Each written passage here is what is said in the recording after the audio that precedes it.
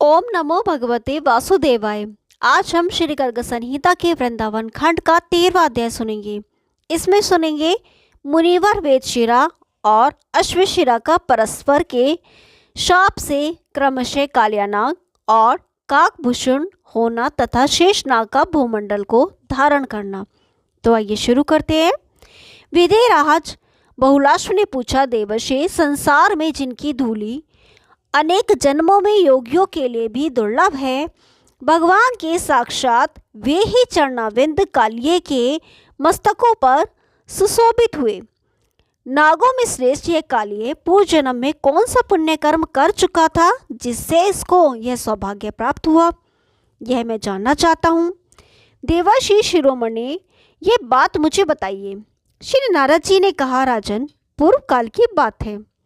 शंभु मनवंतर में वेदशिरा नामक मुनि, जिनकी उत्पत्ति भृगु वंश में हुई थी, विंध्य पर्वत पर तपस्या करते थे।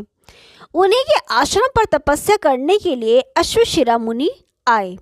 उन्हें देखकर वेदशिरा मुनि के नेत्र क्रोध से लाल हो गए और वे रोषपूर्वक बोले। वेदशिरा ने कहा, ब्राह्मण, मेरे आश्रम में तुम तपस्या ना करो, क्योंकि वह सुखद नहीं होगी।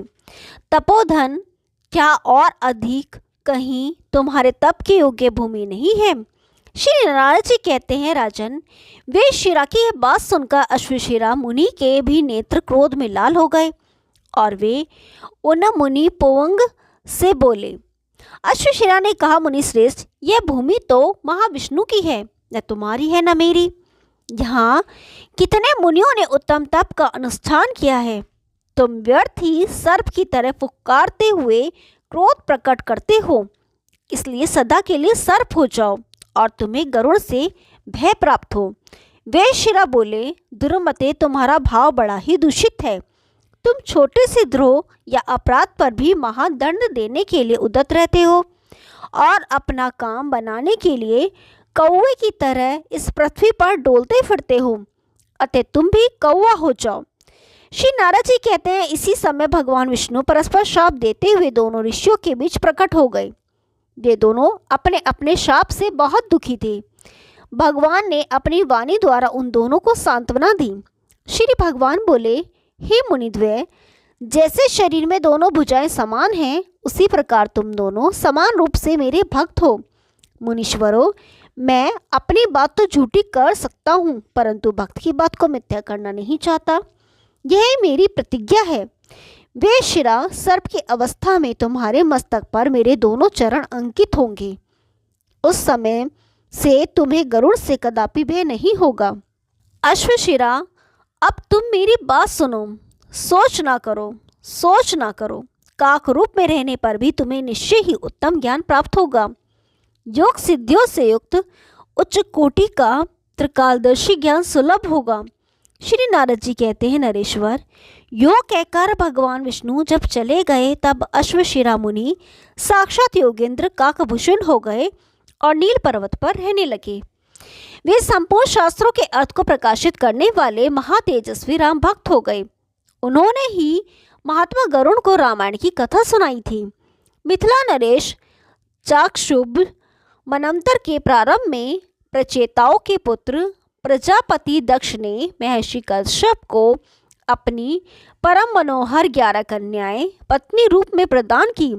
उन कन्याओं में जो श्रेष्ठ क्रतु थी, वही इस समय वसुदेव प्रिया रोहिणी होकर प्रकट हुई थी, जिनके पुत्र बलदेव हैं। उस क्रतु ने करोड़ों महासर्पों को जन्म दिया। ये सभी सर्प अत्यंत उद्भट, विष रूपी, बल से संपन्न, उग्र तथा 500 फनों से युक्त थे। वे महान मणि रत्न धारण किए रहते थे। उनमें से कोई कोई 100 मुख वाले एवं दुस्सह विषधर थे। उन्हीं में वेदशिरा कालिये नाम से प्रसिद्ध महानाग हुए। उन सब में प्रथम राजा फणिराज शेष हुए, जो अनंत एवं परात्पर महेश्वर है। वे ही आजकल बलदेव के नाम से प्रसिद्ध हैं। वे ही राम, अनंत और अच्युताग्र आदि नाम धारण करते हैं। एक दिन की बात है, प्रकृति से परे साक्षात भगवान श्री हरि ने प्रसन्नचित्त होकर मेघ के समान गंभीर वाणी में शेष से कहा। श्री भगवान बोले, इस भूमंडल को अपने ऊपर धारण करने की शक्ति किसी दूसरे में नहीं है, इसलिए इस भूगोल को तुम ही अपने मस्तक पर धारण करो। तुम्हारा पराक्रम अनंत है, इसलिए तुम्हें अनंत कहा गया है। जन कल्याण के हेतु तुम्हें ये कार्य अवश्य करना चाहिए। शेष ने कहा, प्रभु, पृथ्वी का भार उठाने के लिए आप कोई अवधि निश्चित कर दीजिए। जितने दिन की अवधि होगी उतने समय तक मैं आपकी आज्ञा से भूमि का भार अपने सिर पर धारण करूंगा। श्री भगवान बोले, नागराज, तुम अपने सहस्त्र मुखों से प्रतिदिन पृथक पृथक मेरे गुणों से स्फुरित होने वाले नूतन नामों का सब और उच्चारण किया करो। जब मेरे दिव्य नाम समाप्त हो जाए तब तुम अपने सिर से पृथ्वी का भार उतारकर सुखी हो जाना। शेष ने कहा, प्रभु, पृथ्वी का आधार तो मैं हो जाऊंगा, किंतु मेरा आधार कौन होगा? बिना किसी आधार के मैं जल के ऊपर कैसे स्थित रहूंगा?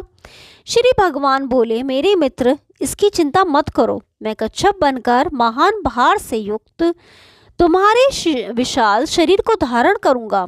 श्री नारद जी कहते हैं, नरेश्वर, तब शेष ने उठकर भगवान श्री गरुड़ ध्वज को नमस्कार किया। फिर वे पाताल से लाख योजन नीचे चले गए।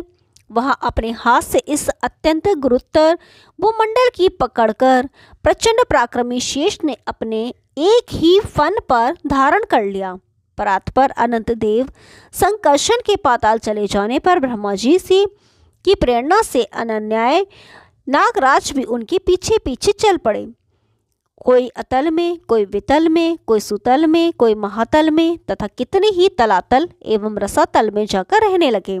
ब्रह्मा जी ने उन सर्पों के लिए पृथ्वी पर रमंक द्वीप प्रदान किया था। कालिया आदि नाग उसी में सुखपूर्वक निवास करने लगे। राजन, इस प्रकार मैंने तुमसे कालिया का कथानक कह सुनाया, जो सारभूत तथा भोग और मोक्ष देने वाला है। आप और क्या सुनना चाहते हो? ओम नमो भगवते वासुदेवाय। अब 14वां अध्याय, इसमें सुनेंगे कालिये का गरुड़ के भय से बचने के लिए यमुना जल में निवास का रहस्य। तो आइए शुरू करते हैं। राजा बहुलाश्व ने पूछा, ब्राह्मण, रमनक द्वीप में रहने वाले अन्य सर्प को छोड़कर केवल कालिया नाग को ही गरुड़ से भय क्यों हुआ? ये सारी बात आप मुझे बताइए। श्री नारद जी ने कहा, राजन, रमनक द्वीप में नागों का विनाश करने वाले गरुड़ प्रतिदिन जाकर बहुत से नागों का संहार करते थे। अतः एक दिन भय से व्याकुल हुए वहां के सर्पों ने उस द्वीप में पहुंचे हुए शोभ रहित गरुड़ से इस प्रकार कहा। नाग बोले, हे गुरुत्मन, तुम्हें नमस्कार है। तुम साक्षात भगवान विष्णु के वाहन हो। जब इस प्रकार हम सर्पों को खाते रहोगे तो हमारा जीवन कैसे सुरक्षित रहेगा? इसलिए प्रत्येक मास में एक बार पृथक पृथक एक एक घर से बलि ले लिया करो।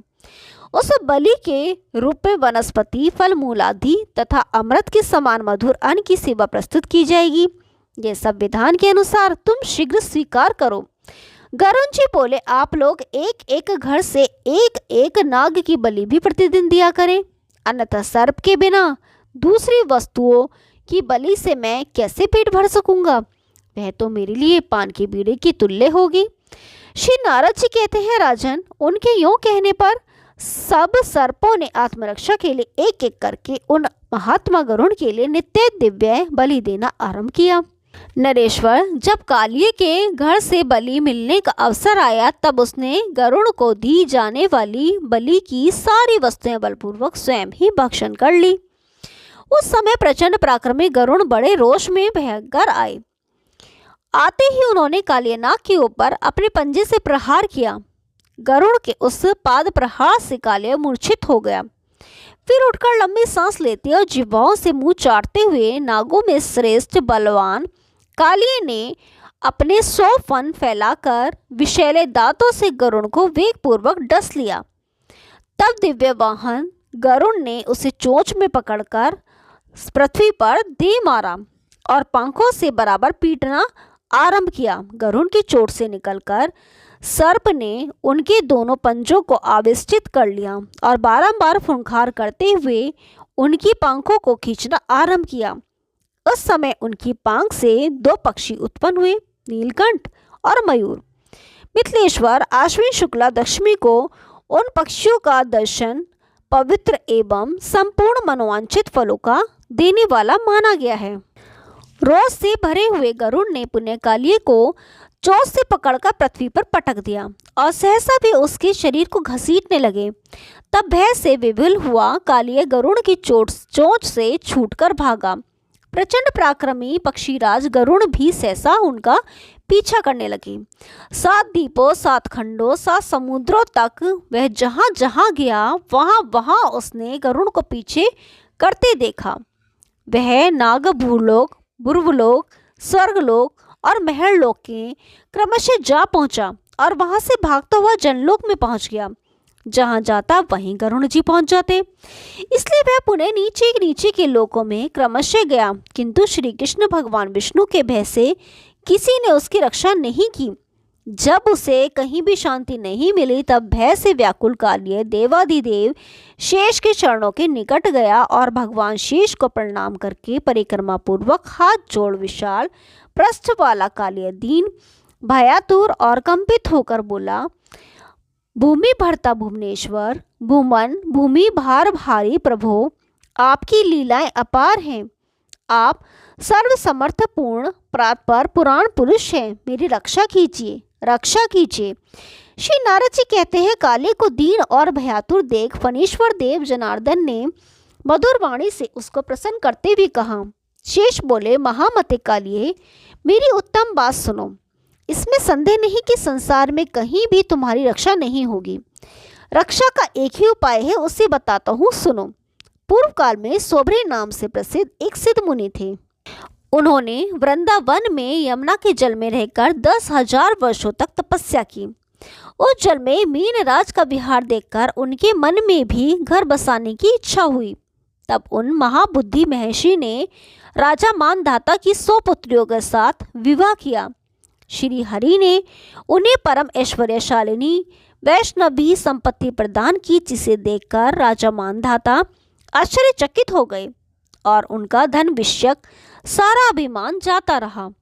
यमुना के जल में जब सौरभूरिमुनि की दीर्घकालिक तपस्या चल रही थी, उन्हीं दिनों उनके देखते देखते गरुड़ ने मीनराज को मार डाला। मीन परिवार को अत्यंत दुखी देखकर दूसरों का दुख दूर करने वाले दीन वत्सल मुनि श्रेष्ठ सोबरी ने कुपित हो गरुड़ को शाप दे दिया।